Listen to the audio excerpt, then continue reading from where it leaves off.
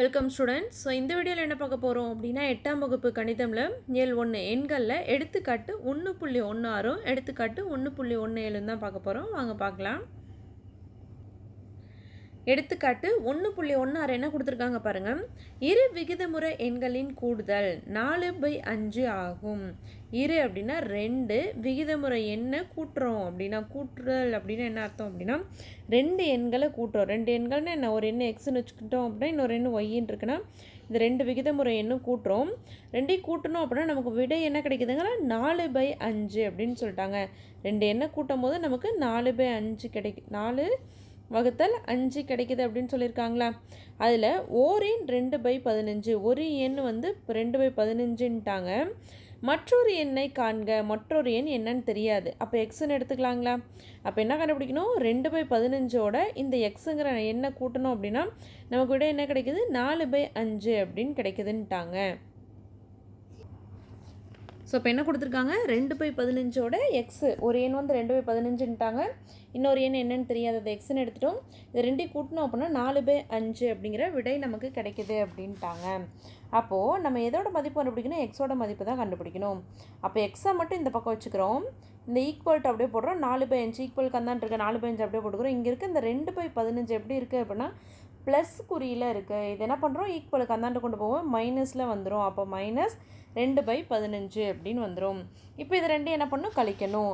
அப்போது கழிக்கணும், நமக்கு பின்னமாக இருந்து விகிதமுறை எண்ணாக இருந்து நமக்கு கழிக்கணும் அப்படின்னா கழித்தல் அல்லது கூட்டல் செய்யணும் அப்படின்னா நம்மளோட பகுதி எப்படி இருக்கணும், சமமாக இருக்கணுங்களா. இங்கே எப்படி இருக்குது பாருங்கள், 5, 15 வெவ்வேறு எண்களாக இருக்குது. அப்போ என்ன கண்டுபிடிப்போம், மீசியமாக கண்டுபிடிப்போங்களா. அப்போ மீசியமாக கண்டுபிடிச்சா 5ஆம் வைப்பரில் ஒரு தடவை 5, 3 தடவை 15 வரும். மறுபடியும் 3ஆம் வைப்பரில் போடுவோங்களா, ஒரு தடவை இந்த 1 அப்படியே வந்துடும், 3 வந்து ஒரு தடவை வரும். அப்போது மீசியமாக நமக்கு என்ன வருது, 5 × 3 15 அப்படின்னு கிடைக்குது. அப்போ நம்ம என்ன பண்ணணும், நம்மளோட பகுதியை 15க்கு சமப்படுத்தணும். பகுதி 2 சமமாக இருந்தால் தான் என்ன பண்ண முடியும், தொகுதியை கூட்டலோ அல்லது கழித்தல் பண்ண முடியும். அப்போ 4/5 இருக்குது. அப்போ இங்கே என்ன வரணும், 15 வரணும். அப்போ 5ஓட எதை பெருக்கணும், 15 வரும். 3 5ங்களா. அப்போ கீழே நம்மளோட பகுதியில் 5ஓட 3ஓட பெருக்கணும் அப்படின்னா நம்மளோட தொகுதியும் 3ஆல் பெருக்குவாங்களா. இங்கே 15 அப்படியே இருக்குது, அதை அப்படியே விட்டுறோம். அப்போ என்ன வருது பாருங்கள், x = 4 × 3 12 வகுத்தல் 5 × 3 15 -2/15 அப்படின்னு கிடைக்குது. அப்போ நம்ம பகுதி எப்படி ஆகிடுச்சு, சமமாகிடுச்சு. பகுதி அப்படிங்கிறது கீழே இருக்கிறது சமமாக வந்துருச்சு அப்படின்னா நம்மளோட தொகுதி என்ன பண்ணுவோம், கழிப்போங்களா. அப்போ 12 - 2ன்னு போடணும். அப்போ 12ல் 2 போச்சுன்னா நமக்கு என்ன வரும், 10/15ன்னு கிடைக்கும். 10/15. ஸோ இப்போ 10, 15 ஒரே வைப்பாடில் வருமானா 5ஆம் வைப்பாடில் 2 தடவை 10, 3 தடவை என்னாகும், 15 கிடைக்கும். அப்போ என்ன எழுதலாம், x = 2/3 அப்படின்னு எழுதலாம். அப்போ இன்னொரு எண் என்ன அப்படின்னா 2/3. இன்னொரு எண் தானே கேட்டிருந்தாங்க, மற்றொரு எண் கேட்டிருந்தாங்களா. அப்போ மற்றொரு எண் வந்து 2/3 தான். அப்போ நம்ம வந்து 2/15ஓட 2/3 கூட்டினோம் அப்படின்னா நமக்கு 4/5 கிடைக்கும். அடுத்து எடுத்துக்காட்டு 1.17 இரு விகிதமுறை எண்களின். ஸோ முன்னே என்ன பார்த்தோம், கூட்டல்னு கொடுத்துருந்தாங்களா, இங்கே பெருக்கல். 2 விகிதமுறை எண்களை பெருக்கிறோம், ஓகேங்களா. 2 விகிதமுறை எண்ணை பெருக்கணும் அப்படின்னா நமக்கு என்ன கிடைக்குதுங்களா, -2/3 அப்படிங்கிற விடை கிடைக்குதுங்களா. அதில் ஒரு எண் என்ன கொடுத்துட்டாங்க, 3/7ன்னு கொடுத்துட்டாங்க.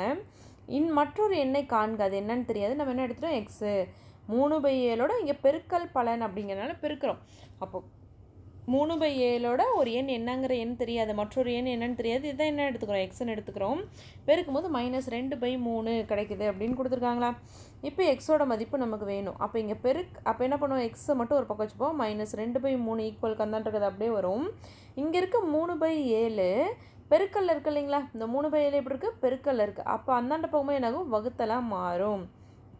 பெருக்கல்ல இருக்க அந்தாண்ட போகும்போது வகுத்தலாக மாறும். ஸோ நமக்கு பின்னமாக இருந்து வகுத்தலேருந்து என்ன பண்ணுவோம், ஃபஸ்ட்டு இருக்கிறது அப்படியே வச்சுப்போம். இந்த ஃபஸ்ட்டு இருக்கிறது அப்படியே வச்சு இந்த ரெண்டாவது இருக்கிறது என்ன பண்ணுவோம், இந்த வகுத்தில் பெருக்கலாக மாற்றணும் அப்படின்னா இந்த 3/7 தலைகீழியாக மாறி 7/3ன்னு வந்துடும். இந்த 3/7 தலைகீழியாக மாறி நமக்கு எப்படி வந்துடும், 7/3 அப்படின்னு கிடைக்கும். அடுத்து பார்த்தோம் இல்லைங்களா, பெருக்கல்ல நமக்கு பகுதி சமமாக இருக்கணுங்கிற அவசியம் இல்லை. தொகுதியும் பெருக்குவோம், பகுதி பெருக்குவோங்களா. தொகுதியில் -2 இருக்குது, 7 இருக்குது. அப்போ -2 × 7, பகுதியில் 3 × 3 அப்படின்ட்டு இருக்குது. அப்போ இது ரெண்டையும் பெருக்கிறோம். அப்போ எக்ஸ் ஈக்குவல் டு -2 × 7 -14 3 9ங்களா.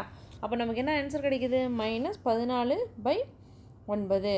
அப்போ என்ன சொல்லிடலாம்? 3/7ஓட -14/9 நம்ம பெருக்கணும் அப்படின்னா நமக்கு என்ன கிடைக்குது? -2/3 கிடைக்குது. இதுதான் இதோட விடை. இந்த சம்மில் உங்களுக்கு எதாவது டவுட் இருந்துச்சு அப்படின்னா கமெண்டில் கேளுங்க. Thank you students.